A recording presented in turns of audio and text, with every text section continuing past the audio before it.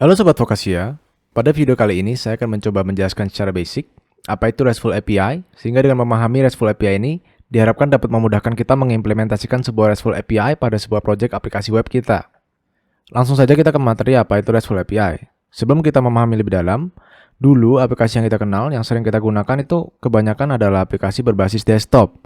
Contohnya seperti misal aplikasi input absensi untuk siswa sekolah ataupun karyawan yang dapat menghitung jumlah absensi kita sebagai macamnya.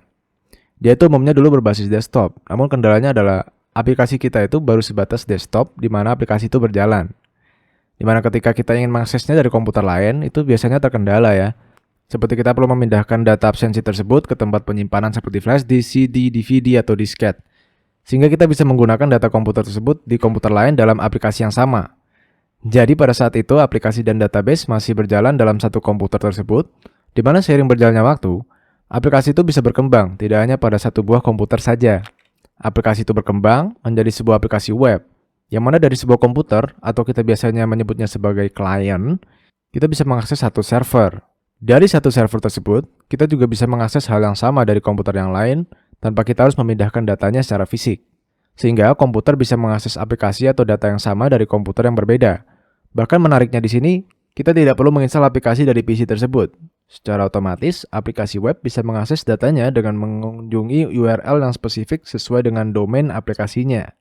Dengan adanya aplikasi web ini, membuahkan suatu perkembangan yang sangat besar, di mana orang dapat dengan mudah bisa mengakses aplikasi yang sama tanpa lagi terkendala untuk hal pemindahan data secara manual.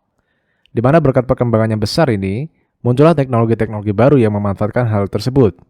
Namun aplikasi web ini juga menjadi ada batasan, di mana ketika ada sebuah server, kemudian kita akses aplikasi atau datanya dari sebuah PC, itu tidak menjadi masalah. Yang menjadi masalah adalah ketika kita mencoba mengaksesnya dari device yang bentuknya lain, yaitu seperti handphone. Di mana melalui handphone ini, kita ingin mengakses data yang ada di server, dan kita akses melalui aplikasi yang kita punya di handphone. Belum lagi ketika mungkin zaman sekarang sudah mulai ada smart car, atau mungkin mobil yang berteknologi canggih, di mana muncul pertanyaan seperti, bagaimana caranya kita bisa membuat sederhana dari ketiga device ini sama-sama dapat mengakses data cuaca pada hari ini. Nah, ini menjadi suatu tantangan yang baru ya dalam teknologi kita saat ini, di mana ketika jenis device ini sangat berbeda. Di PC mungkin kita bisa mengaksesnya melalui browser, ada handphone melalui aplikasinya, dan juga smart car melalui aplikasi dashboardnya.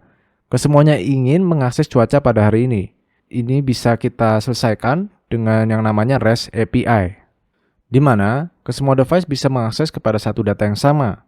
Nah, REST API lah yang menyebabkan teknologi ini semakin canggih. Kita bisa mengakses satu data dari device yang berbeda-beda. Tidak hanya dari device yang berbeda-beda, REST API itu juga menjadi suatu perkembangan yang sangat menarik.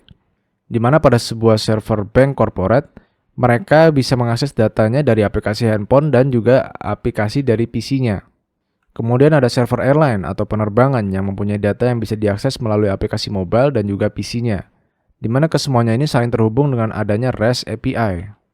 Di mana server bank dan airline bisa saling bersinergi satu sama lain dengan adanya REST API tadi. Yang menariknya saat ini semakin berkembang terus-menerus, jadi tidak hanya bank dan airline yang mana hanya dua sisi saja, saat ini ada sisi ketiga yaitu e-commerce. Yang mana e-commerce ini bisa mengakses data dari airline dan juga bisa mengakses data dari bank. Banyak dari e-commerce yang sudah ada, kita bisa menggunakannya untuk membooking tiket penerbangan, kemudian kita bisa membayarnya langsung melalui metode pembayaran yang sudah disediakan oleh bank ini. Dan kesemuanya terintegrasi baik dengan API. Jadi airline menyediakan API, bank menyediakan API, kemudian e-commerce mengkonsumsinya sehingga terjadilah transaksi dari aplikasi e-commerce tersebut melalui device yang kita miliki. Nah, inilah kehebatan API, yang mana tadinya hanya berupa aplikasi desktop, berkembang menjadi sebuah aplikasi web, yang mana aplikasi web itu baru sebatas satu aplikasi web yang mengakses satu database dari servernya sendiri, kemudian berkembang lagi dengan adanya REST API, sehingga kini aplikasi dari instansi yang berbeda-beda bisa berkomunikasi satu sama lain. Nah, selanjutnya yang menjadi pertanyaan adalah, seperti apa sih cara REST API itu bekerja? Kita coba analogikan menjadi sebuah kasus sederhana yang biasanya kita temui, yaitu pada bisnis di restoran. Kita melihat di restoran itu pasti ada koki ya, atau yang membuat menu-menu masakan.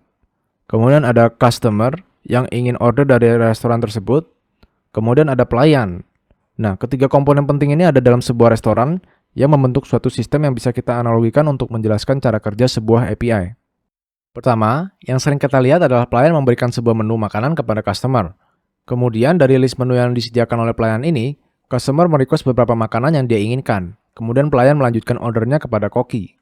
Kemudian koki menyiapkan pesanan sesuai dengan yang direquest oleh customer, di mana setelah pesanannya tersedia, pesanannya akan diantar oleh pelayan menuju ke customer.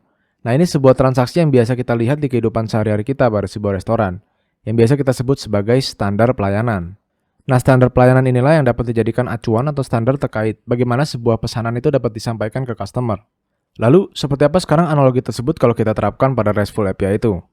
Nah, customer tadi, kita bisa gantikan posisinya menjadi sebuah klien, yang mana dia bisa berupa seperti aplikasi mobile, browser, smart car, IoT, dan lain sebagainya. Intinya dia itu adalah klien. Kemudian ada koki yang merepresentasikan suatu server database yang memiliki resource yang nantinya akan diperlukan atau di-request oleh klien ini. Lalu di tengah-tengah, yang tadinya itu pelayan, bisa kita ubah dengan sebuah aplikasi, misal contohnya di sini ada sebuah aplikasi Node, yang dapat menjembatani komunikasi antara klien dengan server. Selanjutnya, menu yang ada pada restoran tadi kita bisa ubah menjadi sebuah API. Jadi list menu yang ada, katakanlah ada menu seperti burger, seafood, dan sebagainya, itu adalah list menu yang ada. Nah, di sana list menu tersebut itu mirip dengan sebuah API. Sama halnya dengan restoran tadi, device klien ini melakukan request yang akan diterima oleh aplikasi Node kita. Kemudian, request tersebut disampaikan ke server. Kemudian, server menyiapkan pesanannya. Misal kalau tadi itu dia dalam bentuk makanan, sekarang pesanannya itu dalam bentuk sebuah respons yang akan diberikan oleh server, seperti halnya mungkin klien request produk, kemudian klien request untuk login atau request untuk delete produk, maka server akan menyediakan responnya. Di mana responnya akan disampaikan oleh perantara aplikasi Node kita. Lalu responsnya akan sampailah kepada klien. Nah, kalau tadi proses di restoran itu disebut sebagai standar pelayanan, kalau dalam istilah web service, kita mengenalnya dengan REST API. Nah, jadi REST API itu adalah standar pelayanan atau standar arsitektur untuk memastikan bahwa klien itu bisa mendapatkan respons yang diminta oleh user. Lalu kemudian, web service yang mengadopsi standar REST API tersebut bisa kita sebut dengan RESTful API. Nah, itulah gambaran yang sederhana mengenai proses yang terjadi pada sebuah API yang mengadopsi gaya REST. Nah, sekarang kita sudah memahami gambaran sederhana terkait fungsi dari API. Lantas, REST sendiri itu apa? Sederhananya dia adalah sebuah arsitektur software yang dapat menegakkan standar bagaimana sebuah API itu dapat bekerja. Di mana prinsip-prinsip dari gaya arsitektur REST itu sendiri adalah seperti uniform interface yang memungkinkan standar penggunaan API yang sama antara API-API yang berbeda. Lalu ada statelessness, yang berarti dalam arsitektur REST, server itu tidak disarankan untuk menyimpan state atau keadaan di mana klien itu sedang berada pada aplikasi kita. Dan masih banyak lagi prinsip-prinsip REST yang bisa kita pelajari seperti cacheability, layered system, dan code on demand. Jadi intinya, API adalah sebuah list menu dalam bentuk web service yang menunjukkan list operasi-operasi yang dapat mengekspos resource dari sebuah server, agar klien dapat merequest atau meminta resource tersebut. Dan REST adalah sebuah gaya arsitektur yang digunakan untuk mengembangkan sebuah API. Sedangkan RESTful atau REST API sederhananya adalah sebuah API yang menerapkan gaya arsitektur REST tersebut. Demikian, itulah penjelasan mendasar mengenai apa itu REST, RESTful API, dan bagaimana cara kerjanya. Sekian, terima kasih telah menonton dan semoga bermanfaat.